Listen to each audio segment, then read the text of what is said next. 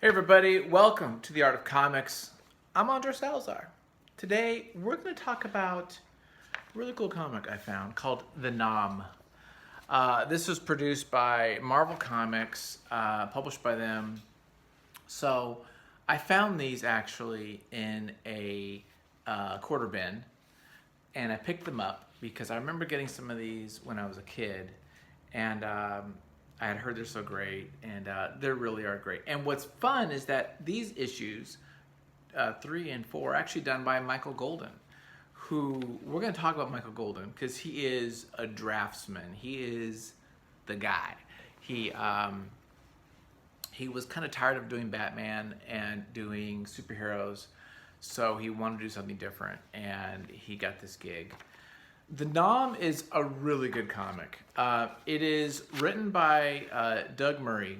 And Doug Murray is a Vietnam vet. And the editor, Larry Hama, is a Vietnam vet. And they wanted to do something different. They pitched this idea. Jim Shooter was all about it. Jim was like, yeah, let's do it. So Jim wanted to kind of like really expand comics and do things that are different and not just superheroes. So props to him for that kind of vision. What's neat about this is that each issue takes place 1 month after the last. So the goal was to cover the entire Vietnam War, like chronologically, or at least by the times that these issues came out. Really kind of neat idea. And it's just really fascinating, and I think it's really good. And so the fact that I found these super quick, super cheap, and it's Michael Golden, I'm like, okay, we got to get these, and we need to talk about The Nom. This is a series, I need to get the whole series. I think it ran about 8 years. Michael Golden just drew for the first couple, and then it kind of moved on. And even I don't think Doug Murray wrote them all either. I think it moved hands. I think Chuck Dixon or people like that. And then Punisher shows up. I mean, there's some kind of wacky things towards the end. But it did like around 68 issues or somewhere around there, 69 issues. I would like to collect these and bind these because I feel like this is totally bindable or worthy of that. So let's go ahead and flip the camera around and check out The Nom. Are you ready?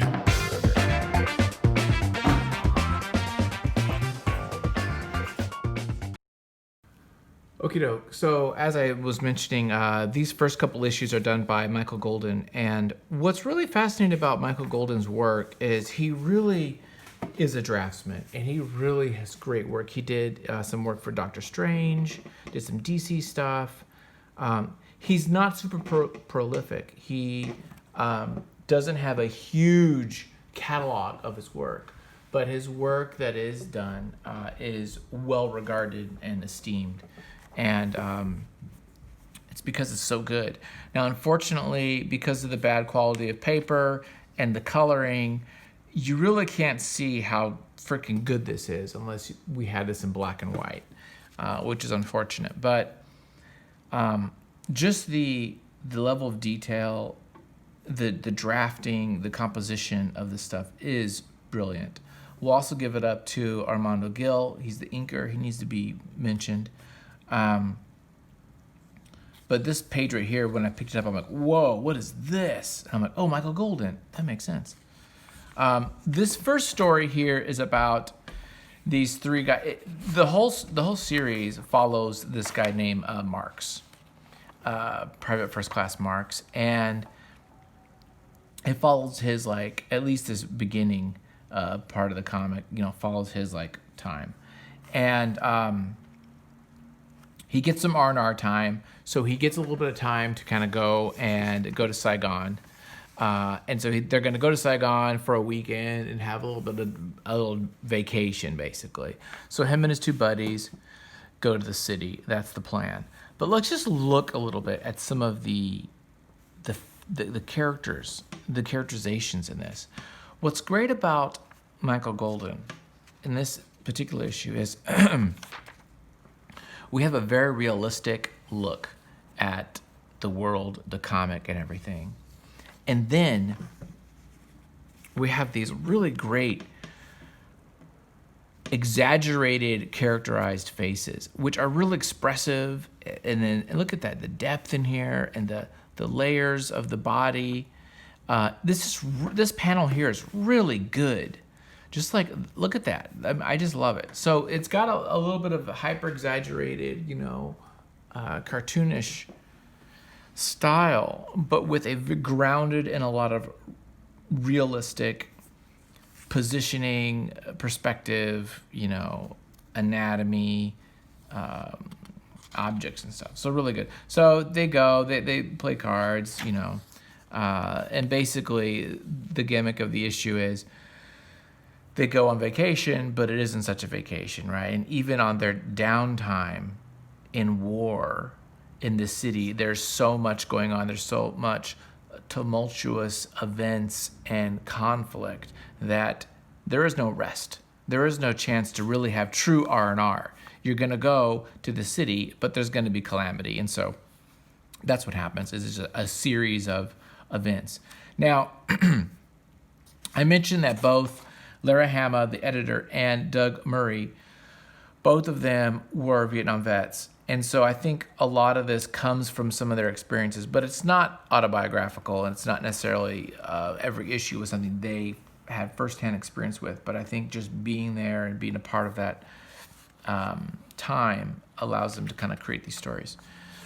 So look at this beautiful freaking panel here, the opening, and just seeing how detailed and how cool just all the little characters and stuff.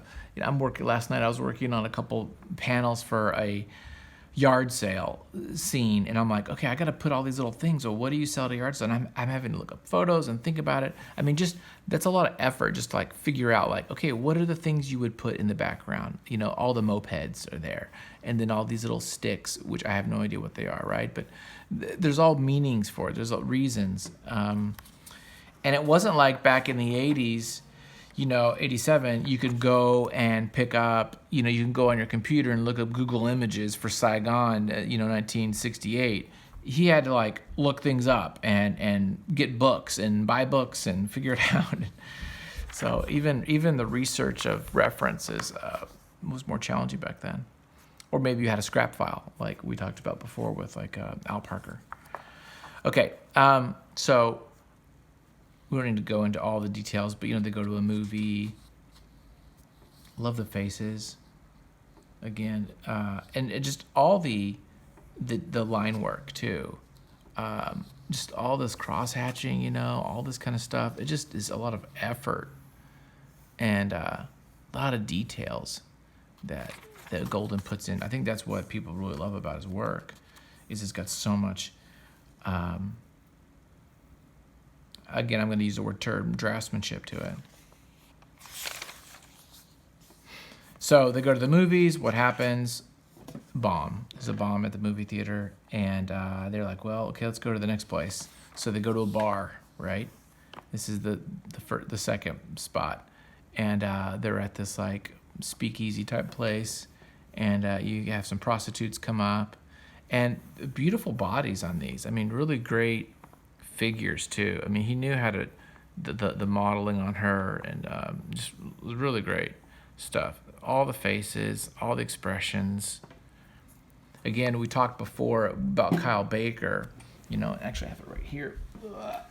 We're talking about Kyle Baker and the way he draws these great expressions. Now this is the same year, isn't it? What is this? This is like 80.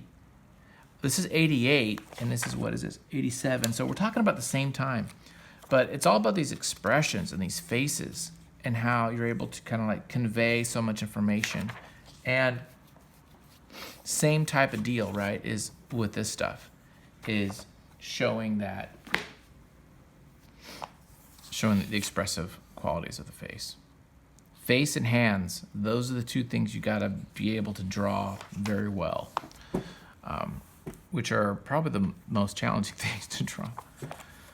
Feet would be a second, third maybe. Except for Liefeld. Somehow he gets away with not drawing feet. Yeah, but look at this panel. It's a little hard to see because, again, the coloring, but if this was black and white, you'd really see all this line work in here. A lot of detail, a lot of figures are crammed in these panels. You know, this is 6 panel. This is not, well, then he opens it up with these close-ups. But just great detail. So by the way, so the second place he goes, meets these whores, and then he gets duped into going out in the alleyway and gets sapped, gets jacked by a blackjack. His buddies go outside, find him, and they say, hey, you got to be careful with these ladies.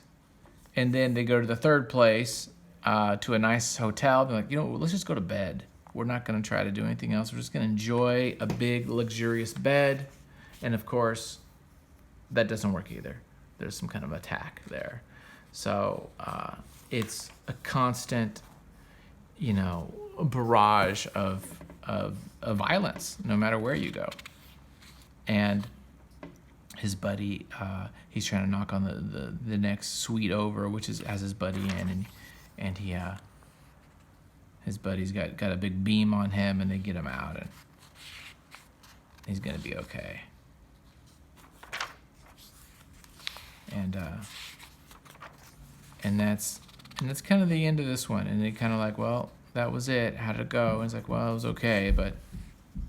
And then I love it where he's like, okay, now we're gonna go back in the hooch, and now we're back in base, and now I'm just gonna rest. Then of course, bombs, right? Rocket attack. Everybody to the bunkers, you know.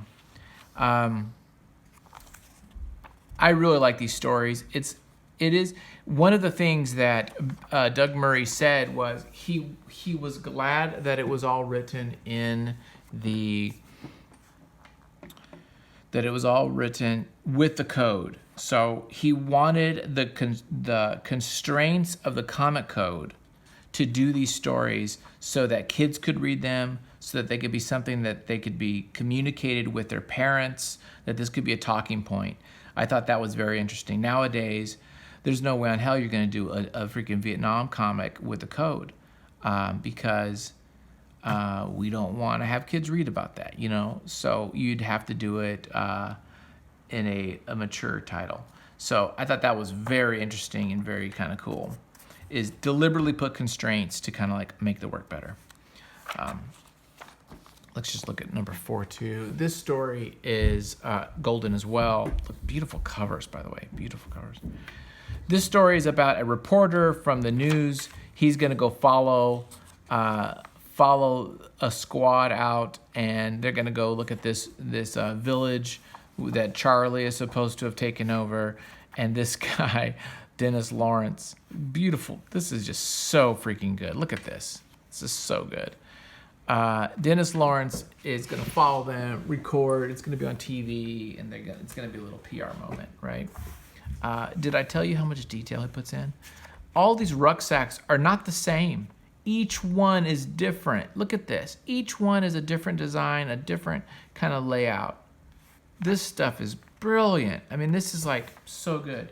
I will say, I think towards the end of both of these issues, it gets a little loose, and it gets a little bit like maybe deadlines were approaching. Both of these, I felt that way too with the last couple panels.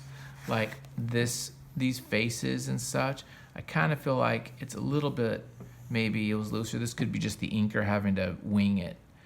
But the first half of each of these are stellar. I think maybe slightly. Don't mean to judge. Just saying. But yeah, this stuff is cartooning at its best, man. It really is. I'm impressed with the level of detail of everything. So the reporter goes with them, and of course it doesn't go as planned. It's not an easy little sweep. It's actually going to be some calamity, of course. It's Nam. You can't predict it, right? This is just really great work. Look at this. These little, not blackbirds, what do they call them? They call them slicks, which I've never heard of that term before. But look at the explosions. Yeah, I wonder why they're called slicks. If you know why they're called slicks, let me know, because I thought I knew. I like studying Vietnam. Actually, there's a great series. I got big ink on my finger. There's a great series by Ken Burns about Vietnam. It was on PBS. I think you can find it now online other places. It is brilliant about Vietnam. It's the whole series, and it's about 9 hours or so.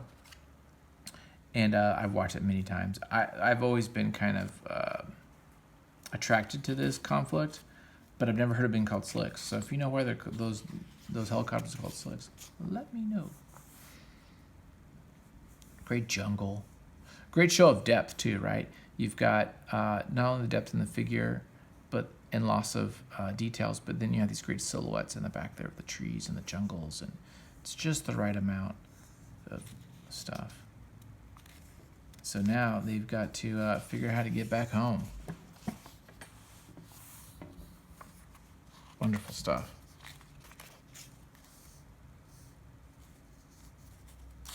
Yeah, I'm a big fan. I would say if you can get these, get them. They have been collected, so there are trades.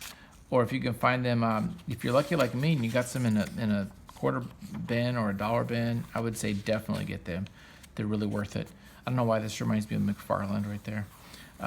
There's a couple shots. Oh my God, that kind of reminds me of McFarlane. Yeah. So for 1987, I say this all the time, the late 80s, dude, is where it was at. You got the Nom, you've got all the Miller stuff, the Moore stuff, the Shadow, Sienkiewicz, all the big hitters. The late 80s is where all that stuff's churning. All these new ideas are happening. And this is another great example of it doesn't have to be superheroes. Marvel was trying new stuff with their Epic line as well as this stuff, under the Comics Code, and check them out. So there you go. That's my review of the Nom. Thank you very much. Have a great one, and we'll talk to you guys another time.